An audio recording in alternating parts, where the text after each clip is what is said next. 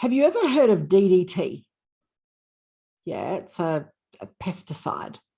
It is DDT. It's a toxin that will kill just about everything it comes into contact with. Well, did you know that the DDT is also what's going to kill your workplace productivity, your employee morale, and will probably also poison your customer loyalty? A pesticide? Similar. It's a toxin. What is it? And how do you know if it's growing and alive and poisoning everything in your workplace? Good question. I'm glad you asked.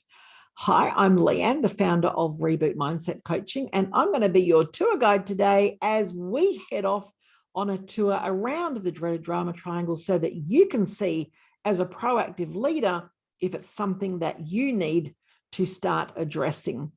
So buckle up, and as we move out, we're going to head off, and our first stop is in the victimhood.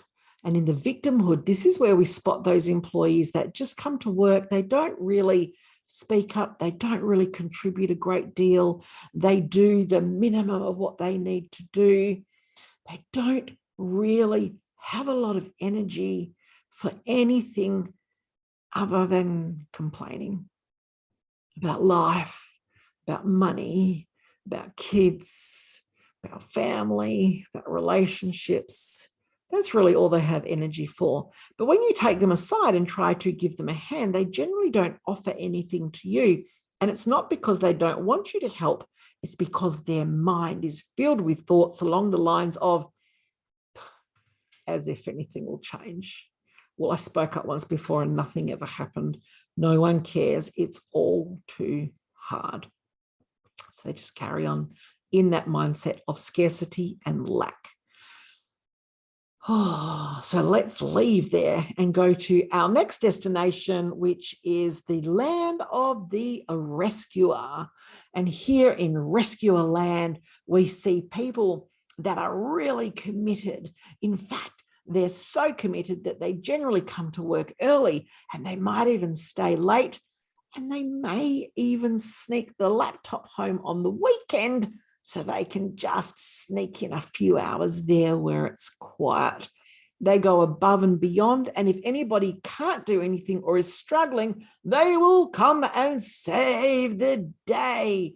These are the ones that are going to make sure that deadlines are met. They're going to make sure that everyone is okay. They're also the ones that are going to get burnt out and quite resentful because they can see the effort they're putting in and no one else is. And these are quite often your hardest working staff, and they're the ones that you often lose. Doesn't look good, does it? That's okay. We've got another stop. Let's keep going, and let's go to Persecutorville. Now, this is where all the persecutors live, and you'll be able to spot them because they know whose fault it is. In fact, they probably come and tell you a lot. They probably bring you lots of problems, and you spend a lot of your life solving them. And every time you do, they bring you another one. It's like the magic pudding of problems. It's just never, ever ending. They're the ones that know who's lazy. They're the ones that know who's not pulling their weight, and they know who's letting the side down, but it's never them. They can be quite unpleasant. They can be quite intimidating to new staff, and they like to pull a bit of hierarchy if they've been there for a while and just let new people know that they're in charge. But you know what?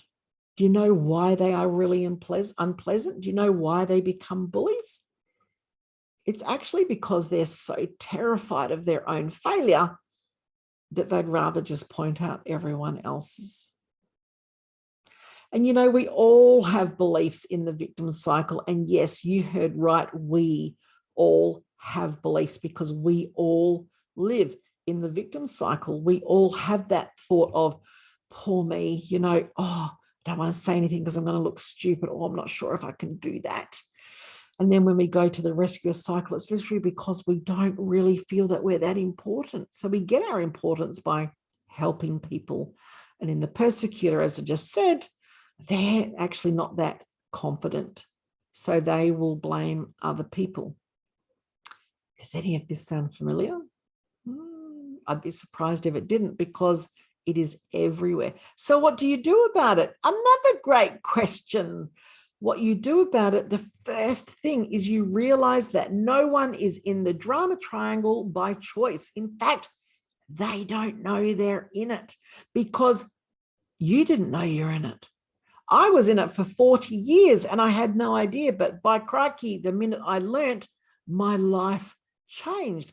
So this will give you a bit of an understanding why when you bring in new programs and new initiatives and great days like Ice Cream Tuesday, it doesn't really work, because we're doing that so that people change, but it doesn't work that way. So what can you do? You call us, because that's what we specialize in. Our jam here at Reboot Mindset Coaching is creating rapid behavior and attitude change so that your team want to stick with you instead of stick it to you. And how do we do that? We take them on a really in-depth tour around the drama triangle, because you know what happens then? Every single person goes, that's me. What do I do? How do I get off it? And that's where the magic happens, because you are not going to create change by telling people to change.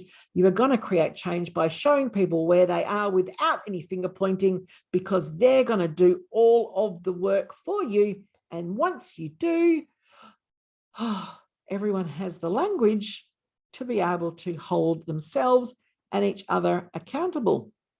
How? Because there is another triangle. And it is the antidote to the drama triangle. And it's in there that you have your success, your workplace morale, your amazing results, and you become an employer of choice. And the customers, well, they are just out there being the biggest cheerleaders for you and your company. Do you want some of that? If you do, reach out to me. You can contact us through our website, which is rebootyourlife.com.au, and we can just make sure that the only drama in your life is the stuff that you watch on TV.